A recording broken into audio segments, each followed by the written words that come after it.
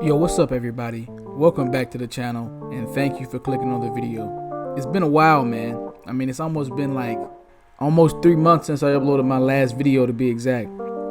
I'm not gonna make any promises, but I hope to be more frequent going forward in regards to the channel and my upload schedule. But I hope y'all been enjoying the time off of work and the time that you've had to be with your families or your significant others. Now, getting into today's video, I'm going to be going over my personal top 5 games I'm looking forward to in 2022. It was hard to narrow it down, but I think I got a decent list. Number 1 is going to be God of War Ragnarok.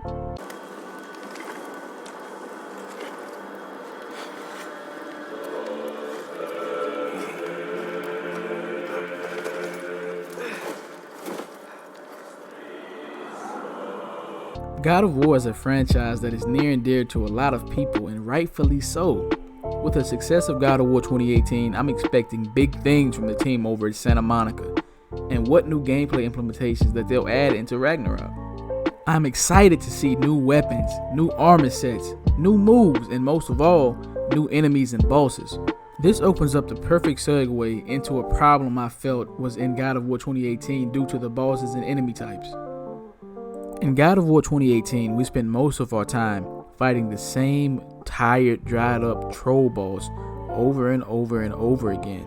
This didn't deter from how good the game was, but to act like this isn't an issue just wouldn't be truthful.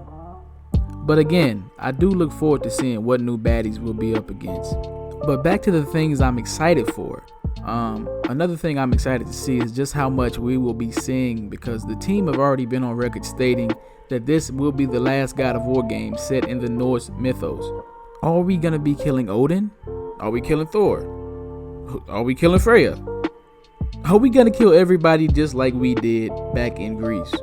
So much potential, and I honestly cannot wait to get my hands on the game. But moving right along, on to number 2, The Legend of Zelda Breath of the Wild 2.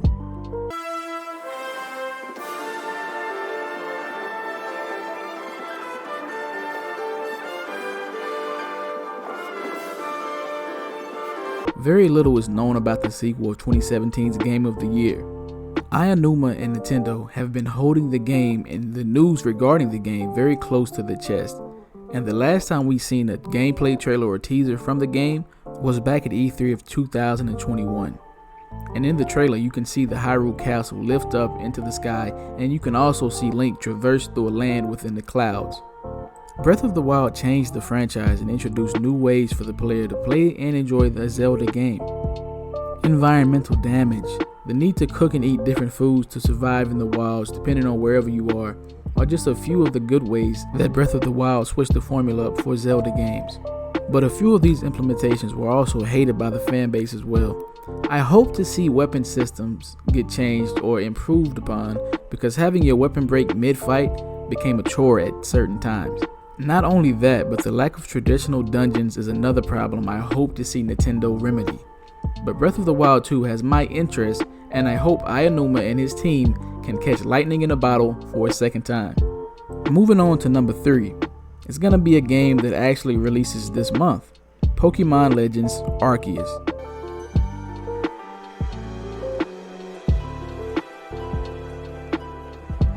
With this game, Game Freak looks to be changing up the formula of the game like they've never done before. Pokemon Legends Arceus looks to have a vast open world teeming with Pokemon in different towns. Taking place years before any Pokemon game, the game tasks us, the player, to go out and gather information for the world's first Pokédex. I know, that doesn't sound like it's much, but hopefully there's a lot more to the story, and it has a lot more to offer other than catching them all BC. But the battle system seems to have gotten a rehaul, and as seen in the trailer, it even has the trainer throwing hands with a Pokemon in the wild at some point. A lot of new things seem to be coming in this iteration of Pokemon, but as I said, the game releases this month and we've hardly seen or heard anything about it. Fingers crossed we get a direct at some point showcasing a bit more about the game. On to number 4. It's gonna be Lego Star Wars, the Skywalker Edition. I want to learn the ways of the Force. I mean, there's not much to say about this one. I'm just gonna be honest. I'm a big Star Wars fan and I love the Lego games. After many delays, I hope to finally get my hands on the Skywalker edition later this year. Last but certainly not least, number 5.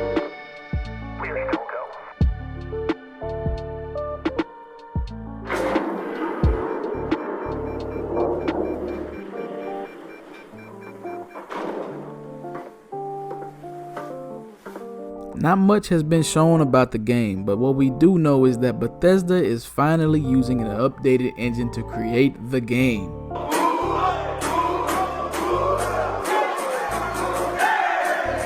Not only that, but this is a brand new IP with amazing potential. Bethesda is known to create vast sandboxes where the player has the freedom to do almost anything. They give the community a lot of mod support. They let the community mod whatever they want to do. And with Starfield being set in space, I don't see that changing at all, and I see nothing but potential. I can see the Darth Vaders and Death Stars now. But with Starfield being set in space, I hope to see multiple planets available for exploration.